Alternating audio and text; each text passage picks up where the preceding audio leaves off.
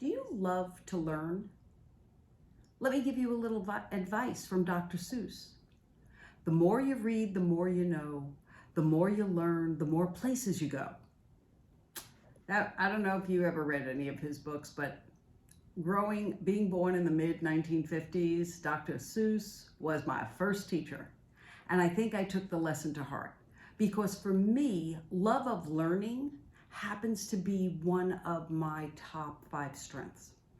And after I learned that, I thought to myself back on how I enjoy and what I enjoy in life. And it became very clear that learning, even though it's hard, reading was tough for me, did not come easy, but I also kept at it because it was important, whether I knew it or not, to keep trying to understand things. And I first, even though I'm incredibly extroverted, wanted to try and understand on my own. So reading was one of those ways, and learning how to read and learning how to quiet my mind through meditative and reflective practices all aided my ability to actually read better, because it quieted down all the daydreaming that I like to do. So love of learning as a VIA strength, as a values and action strength, if you have it in your top 5, it will probably be easy for you to see how learning has helped you traverse the ups and downs of life. So I'm going to read to you some of the statements that in the science of positive psychology, when they came up with this strength, what it was that they were looking for. If you're a person who has love of learning as a strength, you would most likely agree or endorse the statement, I can't do this task now, but I think I'll be able to do it in the future. I like to learn things.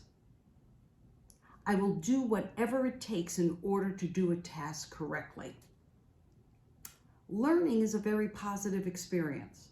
And I'm going to put a little footnote on that. For me, like I do workshops and I do things like this, the actual research of it and the preparation time, even though it tends to be solitary and against my more extroverted nature, I love it. I like it best when I have both things to do, where I can actually be, prepping stuff, but also have someone to talk about it. And I'm going to tell you, chat, AI, and has become my new employee. That's all I can tell you about a love of learning and having someone to converse with, or a thing that actually gives me great input.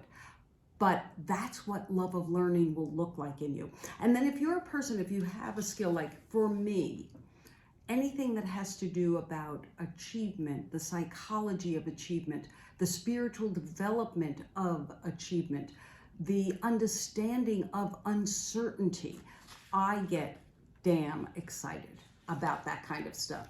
So when you have that attribute and you have something that you've actually targeted that you really like, it is so interesting because you'll endorse statements such as, relative to other things that I know a lot about positive psychology and achievement. Whatever your content area, you'll say things like, relative to other things I like, for me, psychology, positive psychology, how to achieve, how to overcome, how to be resilient. So think about that for yourself when you think about this strength, if it is one that has come up for you.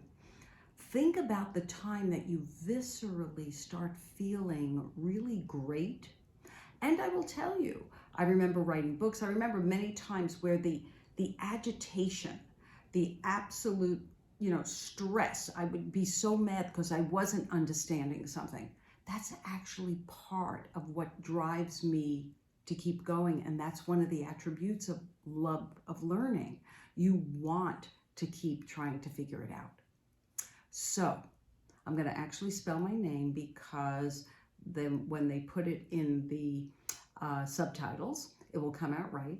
I am Andrea Goeglein, Goeglein.